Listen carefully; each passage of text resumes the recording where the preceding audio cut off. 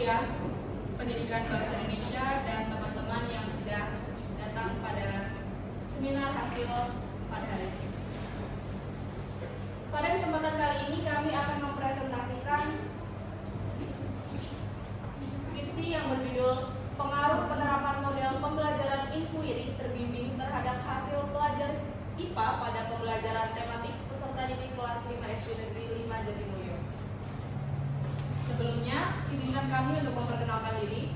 Nama saya Sofi Diniartika. Nama saya Inaya Syafasabila. Nama saya Afifah Husnimadia. Dan materi yang pertama akan disampaikan oleh Atifah. Pada Atifah, waktu dan tempat dipersilakan. Bab 1 yang isinya pendahuluan. Penulis menjelaskan pentingnya pendidikan dalam membentuk kualitas SDM serta perlunya pendekatan pembelajaran yang efektif untuk meningkatkan hasil belajar.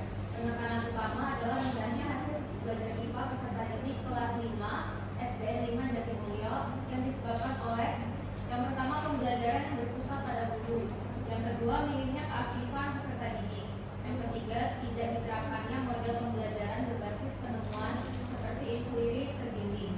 Penulis mengusulkan bahwa penggunaan model pembelajaran inquiry terbimbing dapat meningkatkan keterlibatan siswa dalam pembelajaran, membantu siswa membangun pemahaman sendiri secara aktif, dan memperbaiki hasil belajar IPA. Rumusan masalahnya, apakah ada perbedaan hasil belajar IPA antara kelas yang menggunakan model inquiry terbimbing dengan yang tidak? Dan apakah model inquiry terbimbing berpengaruh terhadap peningkatan hasil belajar IPA?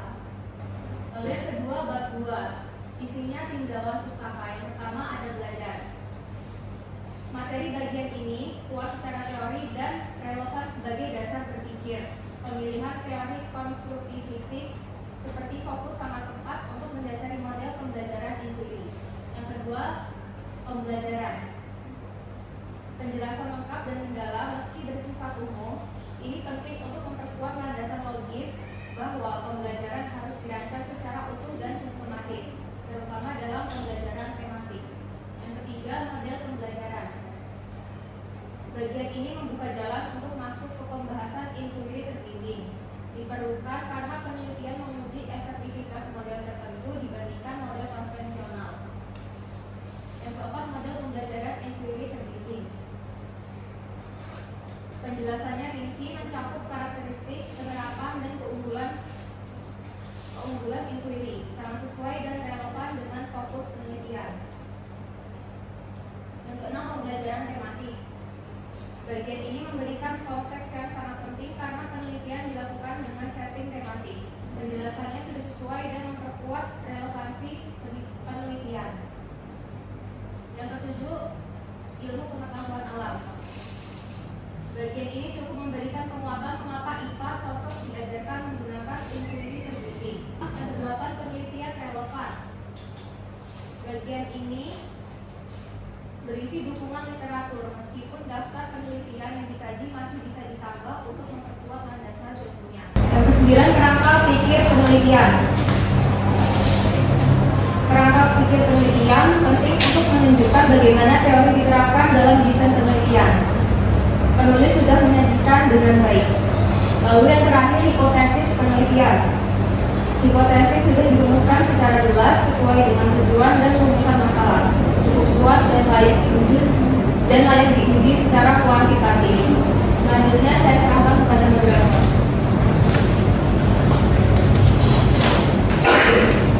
Baik, materi yang kedua akan disampaikan oleh materi yang ketiga akan disampaikan oleh Inaya Syafasabila. Kepada beliau dipersilakan.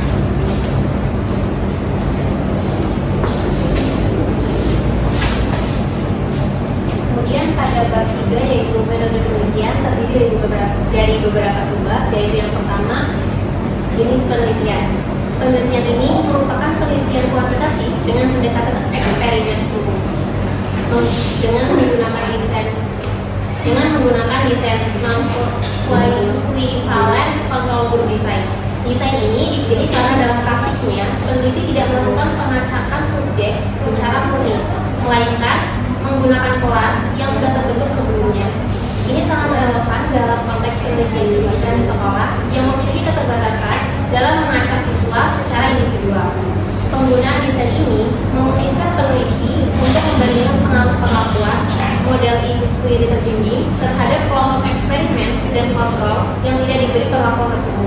Desain ini telah dijelaskan dalam diagram dan sumber pustaka yang mendukung, sehingga dari segi teori dan struktur metodologi sudah tepat.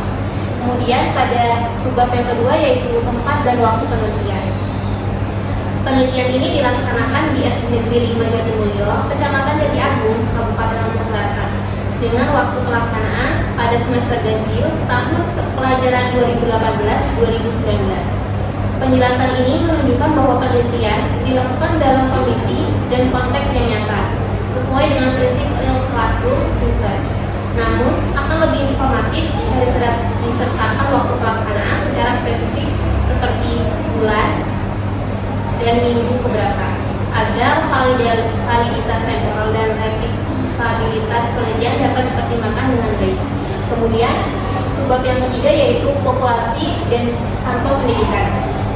Populasi dalam penelitian ini adalah seluruh peserta didik kelas 5 SD Negeri 5 Jatimulyo yang terdiri dari 3 kelas, yaitu kelas 5A, 5B, dan 5C yang dengan total 91 siswa.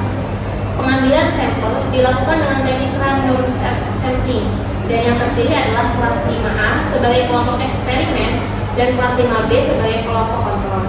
Pemilihan ini sudah dijelaskan berdasarkan kesetaraan nilai rata-rata sebelumnya atau UTS yang menunjukkan upaya untuk menjaga keseimbangan awal antar kelompok. Namun, penjelasan tentang teknik randomisasi yang digunakan masih dapat diperjelas seperti apakah menggunakan undian, sistem angka, atau lainnya. Kemudian, subbab yang selanjutnya yaitu prosedur penelitian. Prosedur penelitian dijelaskan melalui beberapa tahapan sistematis, yaitu tahap persiapan, pelaksanaan, dan evaluasi. Pada tahap persiapan, peneliti menyusun instrumen, RPP, dan melakukan uji coba instrumen.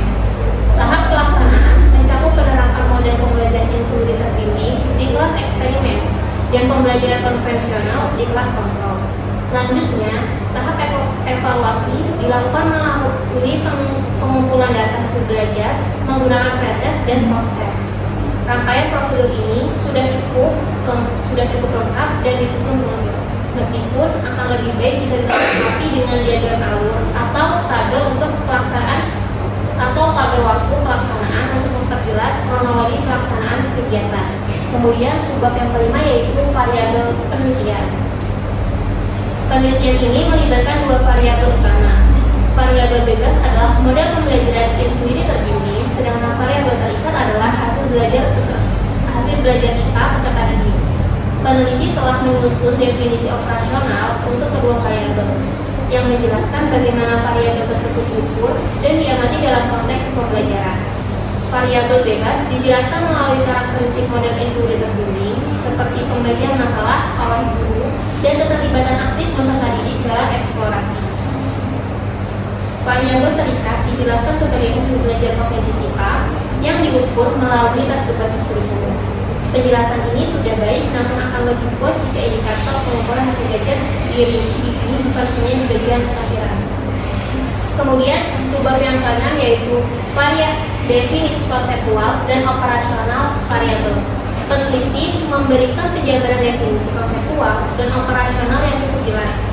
Definisi konseptual didasarkan pada teori pembelajaran dan definisi hasil belajar menurut para ahli.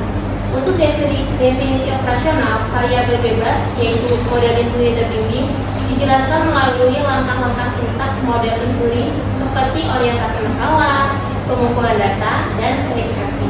Sedangkan hasil belajar diukur berdasarkan nilai pretest dan post-test dengan soal yang sudah terstandar. Kemudian pada subbab yang ketujuh yaitu teknik pengumpulan data.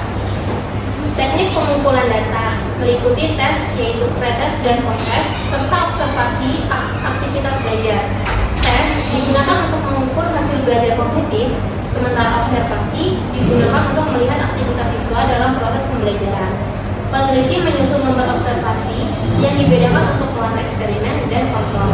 Meskipun pemilihan teknik ini sudah tepat, sebaiknya waktu dan frekuensi pelaksanaan pengumpulan data seperti kapan tes dilakukan dan berapa kali observasi dilakukan dijelaskan lebih terperinci agar pelaksanaan lebih transparan. Kemudian subbab yang ke-8 yaitu instrumen penelitian. Instrumen utama berupa soal tes hasil belajar dan lembar observasi aktivitas belajar. Soal tes telah melalui serangkaian uji kualitas seperti uji validasi isi dengan expert judgment, uji validitas butir dengan korelasi bersam, uji reliabilitas menggunakan KR20, uji daya beda, dan taraf kesetaraan. Hasil uji menunjukkan bahwa sebagian besar butir soal memenuhi syarat layak digunakan. Peneliti juga menyusun nomor observasi berdasarkan indikator aktivitas belajar. Hal tersebut menunjukkan ketelitian dalam penyusunan instrumen dan sudah memenuhi standar penelitian kuantitatif yang valid dan reliable. Kemudian, pada subbab yang ke-9 yaitu teknik analisis data. Teknik analisis data yang digunakan meliputi uji prasyarat analisis yaitu normalitas dan homogenitas, uji perbedaan rata-rata, serta analisis regresi linear untuk mengetahui pengaruh model terhadap hasil belajar. Peneliti menggunakan rumus yang sesuai dan memberikan penjelasan matematis yang cukup rinci. Namun, penjelasan mengenai dasar pemilihan teknik analisis seperti mengapa memilih regresi nilai bukan ANCOVA masih dapat diperkuat agar bisa memahami relevansi penggunaan alat statistik tersebut. Kemudian, subbab yang terakhir yaitu yang ke-10 yaitu pengujian hipotesis penelitian. Pengujian hipotesis yang dilakukan dengan membandingkan hasil belajar antara lab eksperimen dan kontrol menggunakan uji rata-rata atau uji T, serta mengukur besar pengaruh menggunakan analisis regresi linear. Hasil uji menunjukkan adanya perbedaan yang signifikan serta pengaruh yang positif dari model intuitif ini terhadap hasil belajar IPA. Hal ini sesuai dengan rumusan masalah dan tujuan penelitian yang telah diterapkan. Peneliti juga menyajikan kriteria pengambilan keputusan dan dasar statistik yang mendukung pengujian hipotesis sehingga kesimpulan yang diambil bersifat objektif dan sahih. Sekian, saya kembalikan kepada moderator.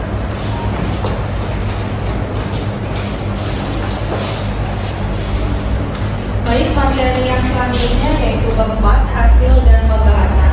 Model pembelajaran intuitif terbimbing terbukti efektif meningkatkan hasil pembelajaran IPA siswa kelas 5 dibandingkan dengan metode konvensional. Hal ini dibuktikan dengan rata-rata nilai hasil pretest kedua kelas antara kelas A dan kelas B di poinnya sama-sama 55. Tingkat ketuntasan awal sangat rendah, hanya sekitar 30% siswa tuntas di masing-masing kelas. Kemudian setelah dilakukan penelitian dan melakukan post-test, hasilnya pada kelas A atau kelas eksperimen ini meningkat tajam. Rata-rata nilai menjadi 78 dan 90% siswa tuntas. Sedangkan di kelas kontrol atau kelas B juga meningkat, namun lebih rendah, rata-rata 64,33 dengan hanya 36,67% siswa tuntas. Namun penelitian ini terbatas pada satu sekolah, waktu pelaksanaan singkat dan hanya menilai aspek objektif saja. Meskipun begitu, skripsi ini memberikan kontribusi nyata dalam penerapan model pembelajaran aktif di sekolah dasar, seperti yang pertama, model pembelajaran inquiry terbimbing terbukti lebih efektif. Kedua, meningkatkan keterlibatan siswa. Ketiga, melatih siswa berpikir aktif dan mandiri. Dan yang terakhir, mendorong pemahaman konsep secara lebih mendalam. Oke, saya kembalikan ke bab selanjutnya kepada Inaya, silakan.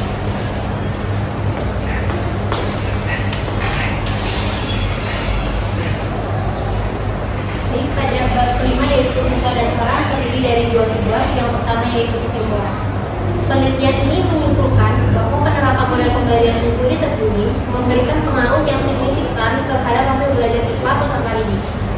Terbukti terdapat perbedaan hasil belajar antara kelas eksperimen yang menggunakan model inquiry terbimbing dengan kelas kontrol yang menggunakan pembelajaran konvensional. Rata-rata nilai hasil belajar peserta didik pada kelas eksperimen lebih tinggi dibandingkan dengan kelas kontrol, sehingga menunjukkan bahwa model inquiry terbimbing efektif dalam meningkatkan hasil belajar IPA pada pembelajaran tematik. Kemudian pada subbab yang selanjutnya yaitu saran. Peneliti memberikan 3 saran utama. Pertama, bagi pendidik, model inquiry terbimbing dapat dijadikan alternatif dalam memilih pendekatan pembelajaran yang menyesuaikan dengan minat dan kebutuhan peserta didik. Namun, pendidik perlu memahami langkah-langkah pelaksanaan serta pembuatan instrumen penilaian yang sesuai. Kedua, bagi kepala sekolah, Disarankan untuk mendukung penerapan model ini dengan menyediakan sarana dan prasarana yang memadai. Ketiga, bagi peneliti selanjutnya, penelitian ini dapat dijadikan referensi dalam mengembangkan model pembelajaran atau memperluas kajian ke aspek pembelajaran lainnya. Baik, saya kembalikan kepada moderator. Selesai sudah presentasi kami. Kami membuka sesi tanya jawab kepada penguji dan peserta yang hadir. Dipersilakan. Untuk pertanyaan dari saya itu, apakah ada memilih metode penelitian kuantitatif dengan desain eksperimen semu?